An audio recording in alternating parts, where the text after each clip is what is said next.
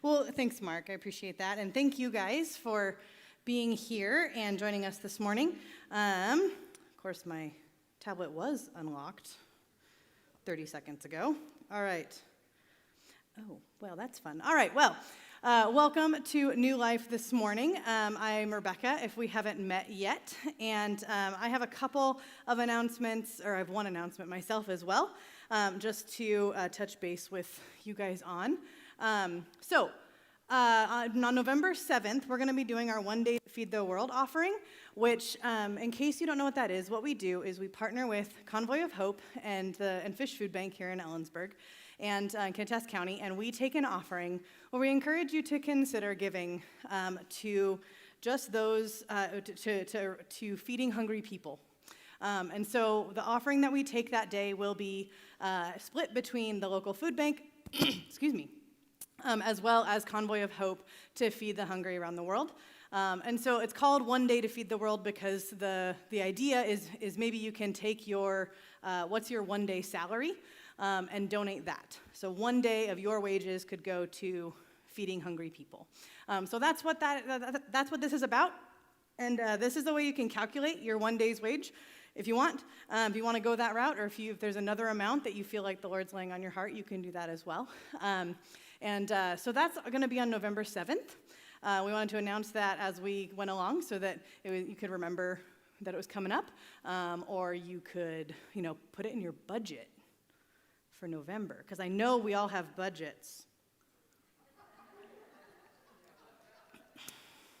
Some of y'all are starting to shift really uncomfortably. Okay, we're not talking about money today, so breathe a sigh of relief if that was what you were concerned about. We're going to be continuing on. Turn on the clicker. We're going to be talking about parents. All right. We've been going through a series on the 10 Commandments and kind of asking the question, are they relevant? So if this is your first time joining us, or you just haven't seen this series yet, as a spoiler alert, yes, we think they're relevant. And even more so than that, that they're deeper and they have richer meaning than just the plain reading of the text, based on where they come out of and how we can apply them to our lives today. So we've been using this series to dig into each one of the commandments and look at what it meant to the original audience and then extend to how it applies to us today. So if we look at the structure of the 10 Commandments, we've talked about how the first 4 kind of seem like they're more vertical, and then the second half of them-ish seem like they're more horizontal about our relationships to each other. And so we're going to be talking about the 5th commandment, which is kind of the first of those seemingly horizontal commandments. It is the first one that explicitly addresses relationships between humans versus the relationship between humans and God. However, I think that it might be a bit mistaken if we speak of these commandments as rules that were given to or for a person as an individual. Okay? Because when the commandments were given, they were given to a people. These were being given to the people of God. The Israelites were a collectivist society, and everything happened within the community. Okay? Right as they've come out of slavery and out of Egypt, and they're trying to figure out how to be humans, and so God gives them these guidelines, these rules of here's how to be in covenant and relationship with me. So all of the commandments, I would say, whether it's the first 4 that we've already talked about of having no other God before him, no idols, taking the Lord's name in vain, keeping the Sabbath holy, all are being given to a community. Even the ones that are about our behaviors, they aren't individualistic commands, but should be lived out in community. Are you with me so far? So far? All right. Thanks, Mark. Okay, so today we're going to talk about honoring our father and mother. And I think this is probably one of the commandments that all of us could look at and say, yeah, this relates to my life. Because we all have parents of some sort, because we all had to come into the world some way. And a lot of us have kids, okay, or might have kids. So if we only think about the phase of life we're in when we're in it, I think we miss out on some wisdom we can glean. Let's be honest, all of us have what I like to call FUI, which stands for, those are the 10 Commandments. Look at that. Okay, where's my FUI? Wrong order. All right, family of origin issues. Okay? FUI. All right? So if you think you don't have FUI, I'm going to just say you're wrong. Because we all do. Like, we can have what we think are the best parents in the world. I'm killing some of the college students over here. It's kind of fun. And you are still going to have issues. You can be the best parent in the world, like me. Just kidding. But your kids are still going to have issues due to things you did or didn't do. Okay? We are, in a very real way, a product of how we were raised, both positively and negatively. And some of that is our family of origin, that immediate family, and some of it is the culture in which we were raised. But we're going to specifically talk more about the family part today. Because the lessons learned, the pivotal life change moments, the small routines, the things not said, the things we got in trouble for, the things we got away with, they impacted us. And they will continue to impact us. I think we get to kind of decide how much. Our parents all messed us up in their own unique way. And if you're a parent, you messed up your kids or will mess up your kids in your own unique way. And this is a sometimes joyful, sometimes heartbreaking part of parenting. We get to bless up and mess up our kids in our own special way. And honestly, I was really glad to be able to speak on this commandment specifically because it is near and dear to my life as an individual. I have worked through these issues and still do. And Nate and I together have had to navigate many different seasons of joy and turmoil and growth as we worked through all the different ways that our families have affected us. It was super relevant to my life as a college student. And when I worked with Chi Alpha and college students, it's still personal now, and it's still super relevant as I mentor teenagers about how they're navigating life with their families, or talking to teenage parents about how they're parenting. And I know, in a lot of ways, I am uniquely qualified to talk about what it means to honor our parents, even when, maybe especially when, we have been deeply impacted negatively by their choices. So, my family is complicated and big and messy. Nate's family is complicated, not as big, and just as messy. So between the two of us, we have a spectrum of sizes and complicated and messy. My very brief story, this is the elevator version, if you will, so keep up, because it's going to go quick. I don't have a graphic for you, maybe I should have. So I didn't really grow up in the church. We had Christian morals, but without the community or the Jesus part of it. So a pretty nominal experience. I didn't grow up going to church. I went to youth group a little bit in high school, but that was it. So my biological parents divorced when I was 18 months old, and both of them remarried by the time I was 6. So I grew up with 2 full households, okay? I lived with my dad and stepmom until I was 12, and then I lived with my mom and stepdad through when I graduated high school. And my stepdad and my stepmom, respectively, were both very active in my life. The 4 of them worked hard to raise my sister and I as a unit. But then when I was in college, both of those sets of parents also divorced. And so as you could imagine, that complicates things, and that affected me pretty deeply. And then in 2012, both my mom and my stepmom remarried as well, the same year that I got married. So when it comes to honoring parents, when it comes to navigating messy situations, or having parents or doing this, between the 2 of us, Nate and I have 8 parents. That's twice as much as the typical or the standard amount. 6 of those are mine. So when I speak of honoring my mother and father in my life, it also maybe comes with another saying of the more the merrier. But I'm good with 8. Like, eight's my favorite number. Let's keep it there, okay? So I know that with my experiences and through what Jesus has done in and through my family, I have a unique situation to speak from, and in that way speak into, hopefully, your lives today. So in reading this commandment, it says, honor your father and mother. Then you will live a long, full life in the land the Lord your God is giving you. So some things to note. First of all, this is the first commandment that has a promise attached to it. Why? What does that tell us? More importantly, what did it tell the Israelites? And is this some foolproof method that if we honor our parents, we will live a long life and not die young? Maybe. But we'll get into that.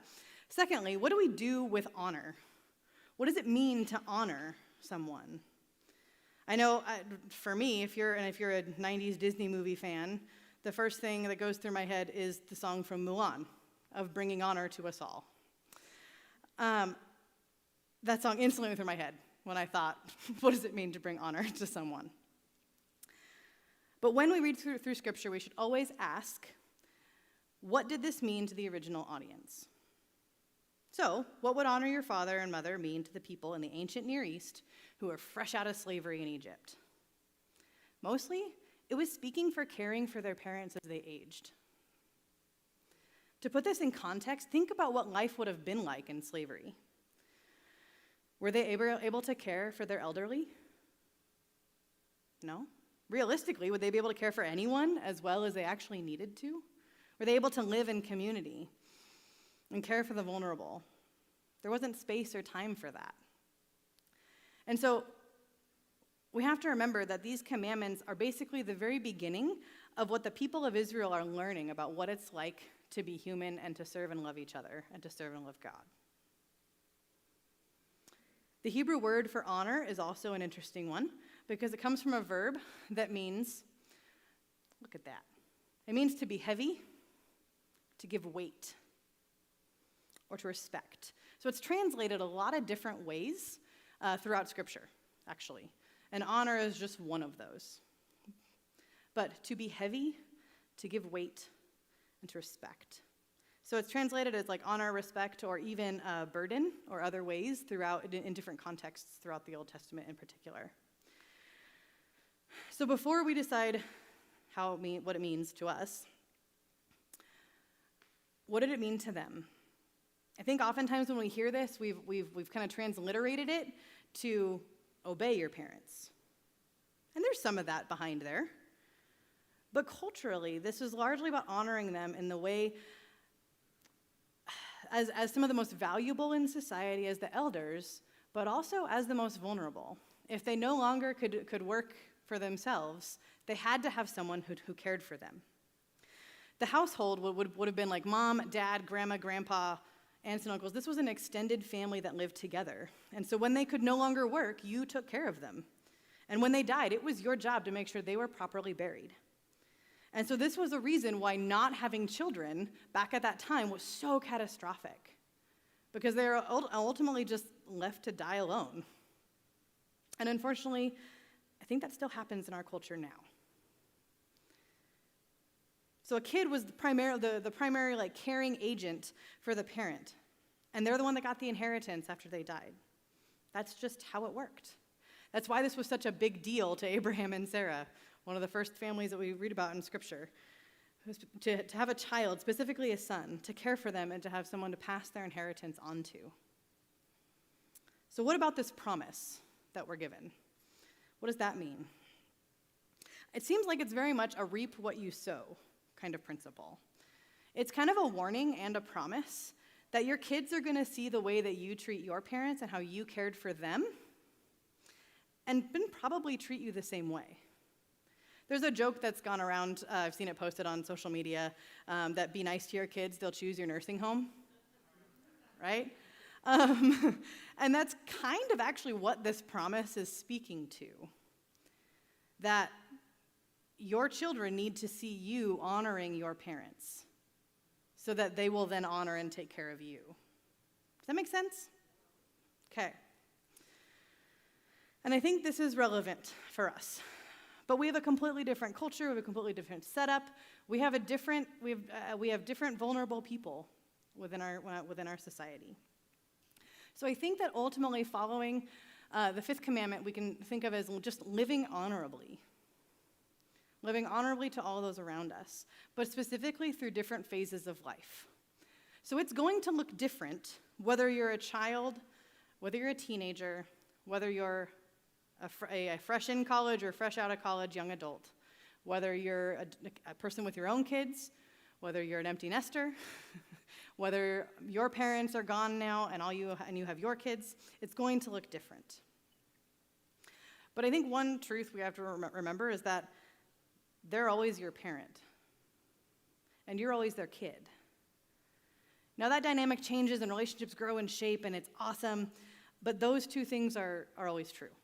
You don't stop being someone's kid, no matter what phase of life you're in. Ask my mom. So when we have small children, we want them to listen to us and do what we say, right? Which is important because we're not raising children, we're raising future adults, right? Okay, so Spall. I think that was Saul and Paul put together, in case you weren't clear. Paul speaks to this commandment and extends it to the obedience piece for children. Okay, so he says, children, I see some of you out there. Obey your parents, because you belong to the Lord, for this is the right thing to do. Honor your father and mother. This is the first commandment with a promise. If you honor your father and mother, things will go well for you, and you will have a long life on the earth.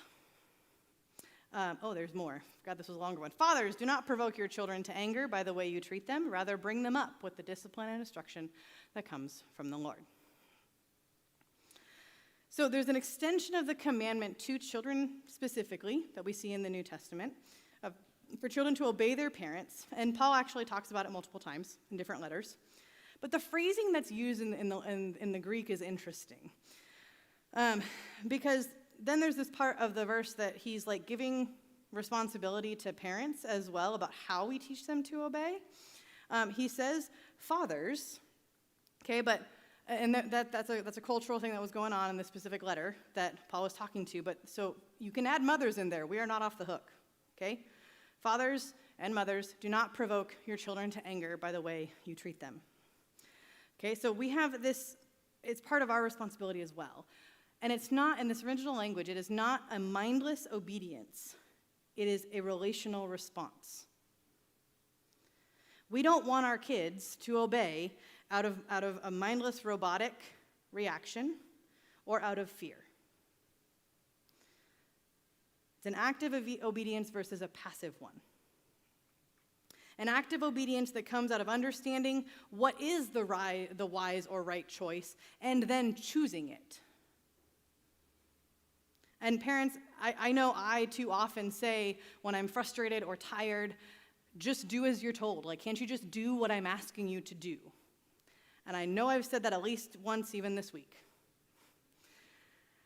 But Paul is addressing that of not provoking our children to anger and the way that we treat them, and to cultivate an obedience that is out of relationship and learning wisdom and learning the right thing to do, not just doing it because they're told.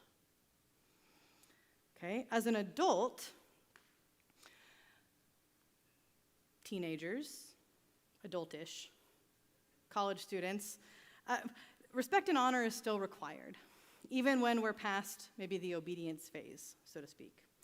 So how do we do this when we're in our teenage years, as a college student, we're transitioning into this weird thing called adulthood. We're figuring out who we are, what we believe, and we often start by distancing ourselves from our parents and clinging more to our peers, some more than others. Can I just say, being considered a grown-up is weird.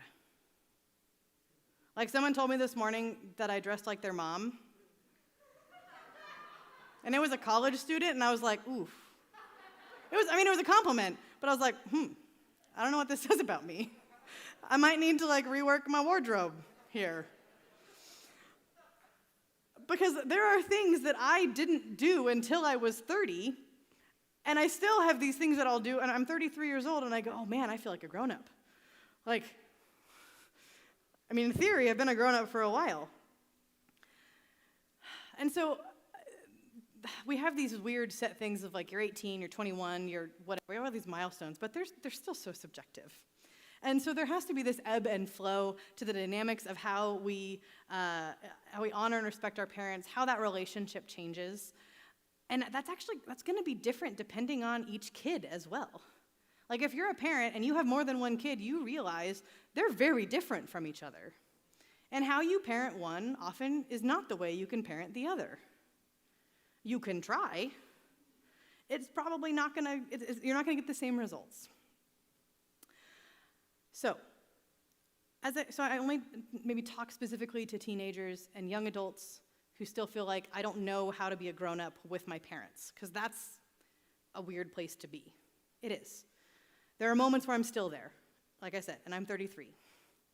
So let me just encourage you to stay in communication with them. Ask questions when you can. Try to get to know your parent as an individual versus just being mom or dad, who you think are kind of lame, or they don't know as much as you do. I guarantee they know more about a lot of things than we do. Ask them about their experiences in college, or what they wore to homecoming, or what dating was like in high school. And I think as we move on, I don't think that's even specifically for teens and young adults. I think that's good points for all of us, no matter our age. But specifically, if you are in a phase of life where you are starting to separate from your parents in that way, let me encourage you to not let it separate too much and to stay in communication with them to whatever degree is healthy for you. Okay? So, our parents age, right? And it's our responsibility to care for them. Honor your father and mother. Then you will live a long and full life in the land the Lord your God is giving you. Apparently, I have land coming to me if we take this as a plain reading. Mom? Nope, okay. So, this is why we have to look at context and culture, right? So, does this mean we have to do it in the exact same way everybody in the Bible did? No, not necessarily. We do need to own that the responsibility in many ways, probably more than we currently do in our culture, is that it's the natural cycle of how we were created. Parents raise and care for and nurture their children into this world. And we put in the blood and the sweat and the tears to do so. And then as their children, we return the favor by helping them as they're leaving it. And I think that's a beautiful design. And I've watched it play out a couple times now. Although if I'm honest, the thought of doing that 8 times sounds really overwhelming. But I think a next step of living honorably to our parents is by realizing their humanity. Have you had an experience where you go to the store and you run into a teacher? Or you go somewhere in public and you run into one of your professors? Have you ever done that? And you're like, oh, they're human. They go grocery shopping? That's weird. Yeah, right? I ran into my nutrition professor once when I took that class, and I was shopping for New Year's Eve. Let's just say there was non-nutritional things in my cart. Ice cream and popcorn, it was great. But I was acutely aware of it. I'm like, hi, okay. So have you had that moment? And have you had that moment with your parent? They're real. And Paul says that in Romans 3:23, everybody has sinned and we all fall short of God's glorious standard. Or if you've memorized it in the NIV with Chi Alpha discipleship, it's for all have sinned and fall short of the glory of God. Okay? At some point during our lives, we have this moment when we really realize, oh, my parent is flawed, and they make bad choices too. It might be a really big, massive thing, or it might just be a progression of just little things of realizing and remembering the humanity of our parents. And I think we still have to do it as grown-ups, whatever that means. I know I do. It gives us the opportunity to live out this messy life with a ton of grace for the people who raised us.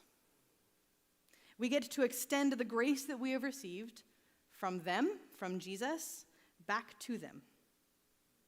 And we can honor them by, sure, recognizing their flaws, and then having grace for them, and recognizing no matter how they messed you up, they probably did the best they could with what they knew or could handle at the time.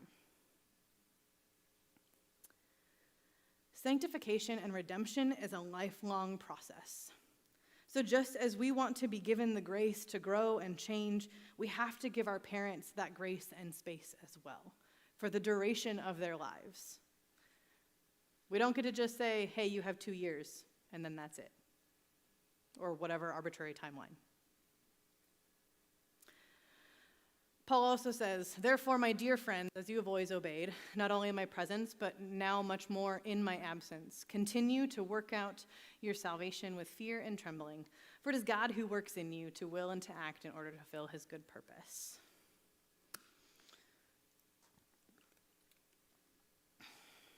We recognize that they are also working out their salvation with fear and trembling, as are we. And so when we recognize their humanity, we also have to remember that they are also made in the image of God and deeply loved. I feel like I tend to bring up this whole image of God point almost every time I speak, but it is pertinent to, it should infiltrate every part of how we view people. Our parents are made in the image of God. They are not God. God is God and the perfect parent to us. And because we have a perfect parent in God, that also means that we can honor our parents even when they weren't honorable. Now, there is a spectrum of family dysfunction and relationship issues. So we all have family of origin issues. So how do we honor a parent that has hurt us? Maybe deeply. Now, here's a caveat for you. If you have experienced a more extreme situation of abuse of some form, or addiction, or some deeper trauma from a parent, I'll sit with you, I will listen, I will bring you a coffee, but I am not qualified to give counseling advice to work through that. But I will help you find the right person for that too. I think if we're honest, we all should have professional help at some point to work through our family of origin issues.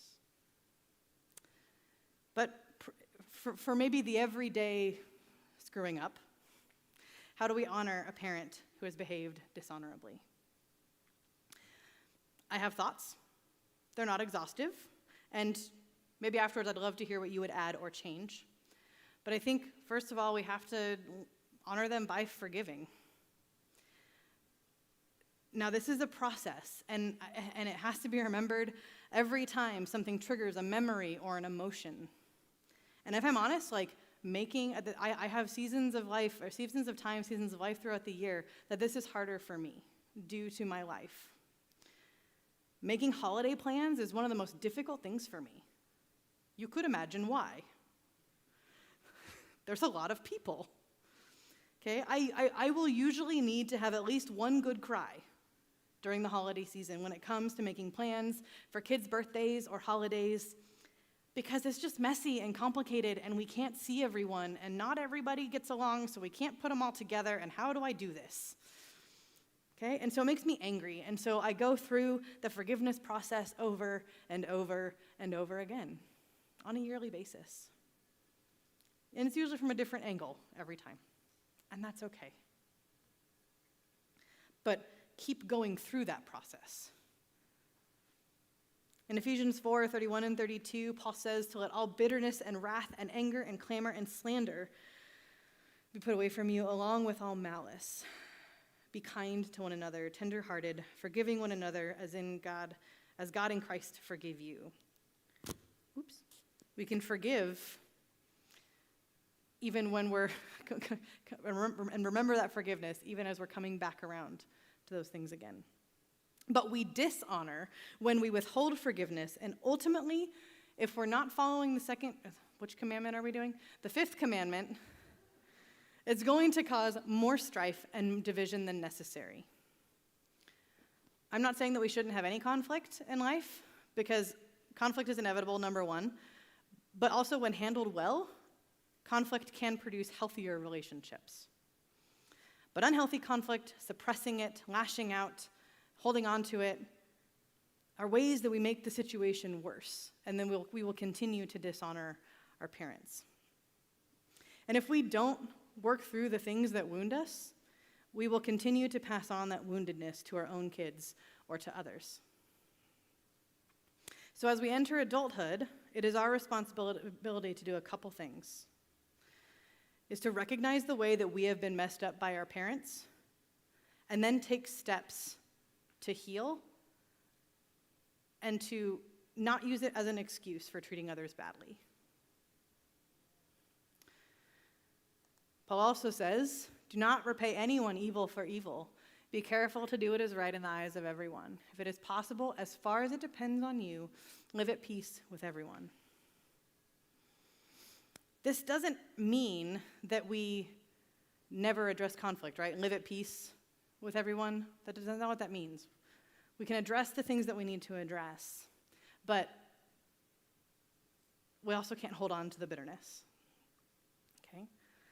The next way we could say, there's the extension of the verse. Do not take revenge, my dear friends, but leave room for God's wrath, for it is written, it is mine to avenge, I will repay, says the Lord. That's Romans 12:17 through 19. D down there is by figuring out how we speak. Sorry, so my slides got messed up. I apologize. That's okay. By healthy boundaries communicated well. Okay? Maybe there is a season, and maybe you're in it right now, that you need to have a wall up. That's okay. I've had those. I've done those. But at least communicate it. Okay? And that wall can't stay up forever. And it can't stay the same. Eventually, you need to start by taking out a couple bricks, maybe replaceable ones, so you can just kind of let them peek through. Then maybe you can have a window. Then maybe a door. Maybe French doors, then there's a bigger space. Maybe a garage door, then a really big door. This, you see where I'm going. Where eventually, that wall doesn't have to be there anymore, or it drastically changes shape.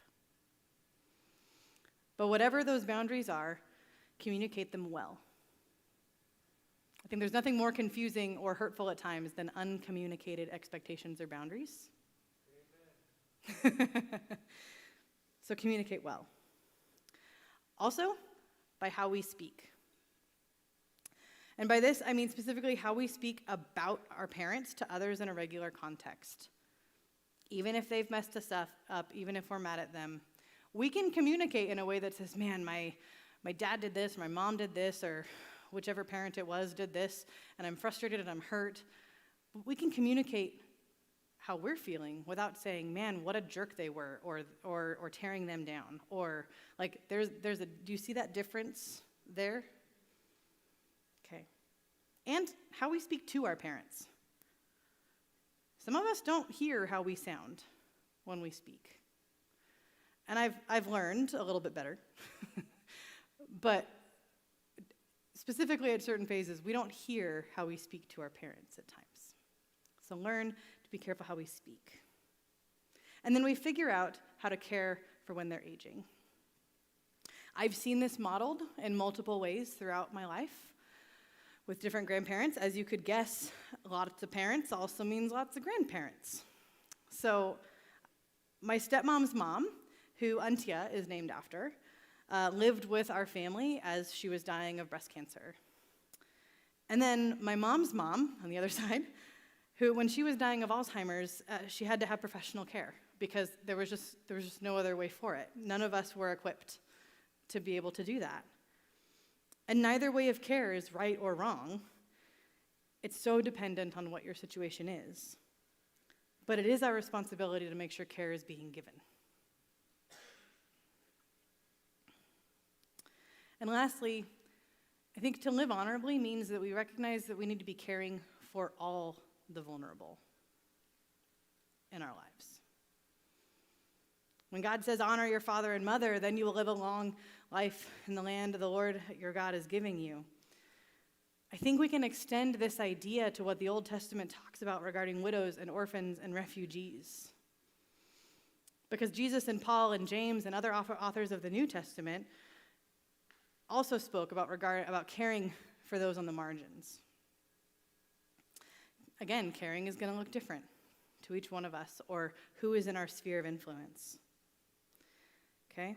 Ezekiel, this is a passage out of Ezekiel, and it's describing what's going on in Israel right now at this time.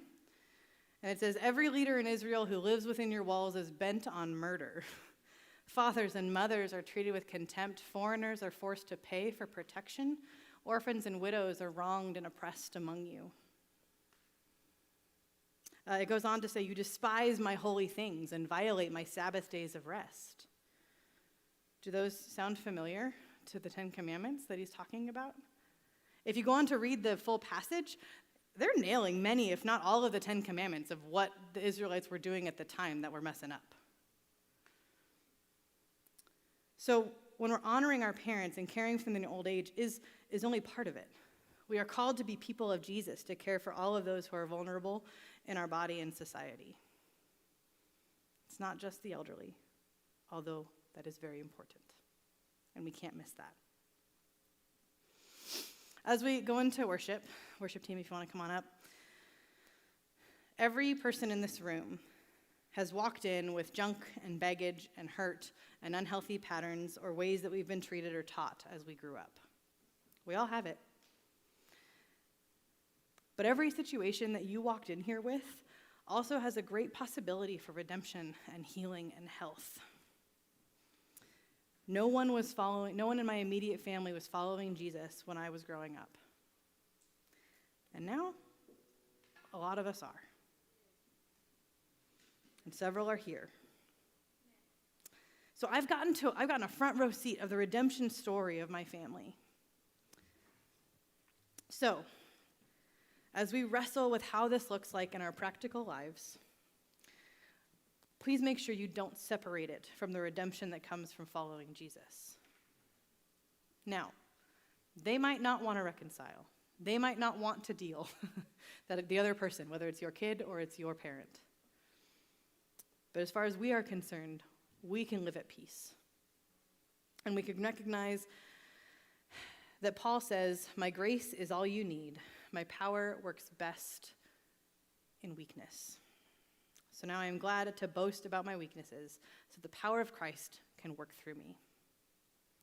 Jesus, we praise you this morning, and we know that you work in our lives and on our relationships for the good of us, and no matter what that situation is, that you can bring redemption and healing. Jesus, you are good, and we praise you this morning. Amen. As we go into worship, there are questions in your note sheet of just reflection over who you need to forgive. Are there boundaries you need to set?